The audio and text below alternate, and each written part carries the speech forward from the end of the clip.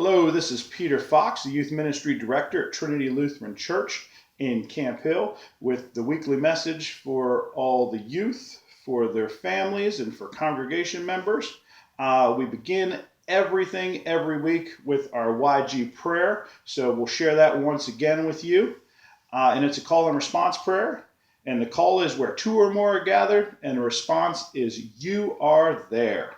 So where two or more are gathered, thank you for allowing us to come together as we are and grow into who we are meant to be. Even though we come from different paths, let us unify with you as a family of unconditional love. Help us to experience this time to the fullest and make us genuine in all that we do. This week I was inspired by a lot of hikes and a lot of bike rides that I've been taking with my kids and with my family. And I found something that I shared with the youth group many, many years ago. And it's an anonymous story called The Road of Life. And I wanted to share that with you real quick and then talk a little bit about it, share a Bible verse that relates, and then we'll have our carry out. So The Road of Life. At first, I saw God as my observer, my judge, keeping track of the things I did wrong so as to know whether I merited heaven or hell when I die. He was out there sort of like a president. I recognized his picture when I saw it, but I really didn't know him. But later on, when I met Christ, it seemed as though life were rather like a bike ride. But it was a tandem bike, and I noticed that Christ was in back helping me pedal. I don't know just when it was that he suggested we change places, but life has not been the same since. When I had control, I knew the way. It was rather boring but predictable. It was the shortest distance between 2 points. But when he took the lead, he knew delightful long cuts, up mountains, through rocky places, at breakneck speeds. It was all I could do just to hang on.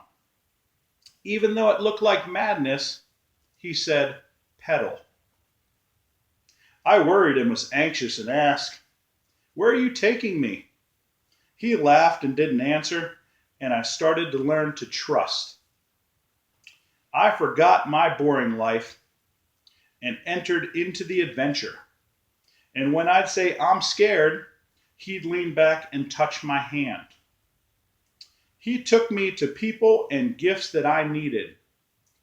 Gifts of healing, acceptance, and joy. They gave me gifts to take on my journey, my Lord's and mine. And we were off again. He said, "Give the gifts away. They're extra baggage. They're too much weight." So I did, to the people we met, and I found that in giving I received, and still our burden was light. I did not trust him at first, in control of my life. I thought he'd wreck it. But he knows bike secrets. How to make it bend to take sharp corners, how to jump to clear high rocks. He knows how to fly to short and scary passages. And I'm learning just to shut up and pedal in the strangest places. And I'm beginning to enjoy the view and the cool breeze on my face with my delightful constant companion, Jesus Christ. And when I'm sure I can't do it anymore, he just smiles and says, "Pedal."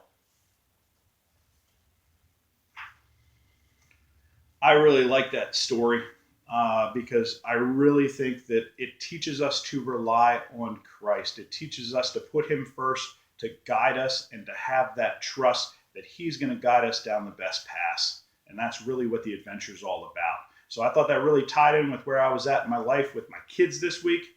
And I think it also can be something just to remind us to put the Lord first and trust in the Lord. I have a Bible verse that ties in with that from the book of Proverbs that I wanted to share with you today. And it's Proverbs chapter 3, verses 5 and 6. And it says, "Trust in the Lord with all your heart, and do not rely on your own insight. In all your ways acknowledge him, and he will make straight your paths. This verse is awesome. Totally ties in with that Road to Life story that I just read. It's all about having trust and faith in the Lord to be our guides. And I think we need to do that every day, but I think we especially need to think about that now more than ever. For your carry out this week, I'm going to ask you to do something similar to what we did last week. I'm going to ask you to find that Selah, that holy pause, and I want you to find a quiet spot inside or outside, away from other family members, and I want you to reflect on the Bible verse from Proverbs that I just read. And think about that story, Road of Life, and think about having trust and faith in the Lord to guide your paths. And I want you to ask 2 questions while you're in that quiet place with yourself. And the questions are, when you're faced with difficulty or hardship, how do you involve God in that process?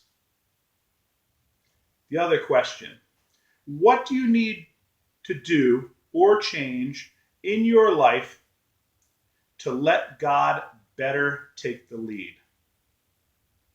Those are the things I want you to think about this week when you're in that spot. We're going to close down with our YG mission. With unity in Christ, we will serve as disciples, proudly walking and sharing our faith as one body throughout the world, then, now, and forever. I'll see you next week. Take care. Stay safe.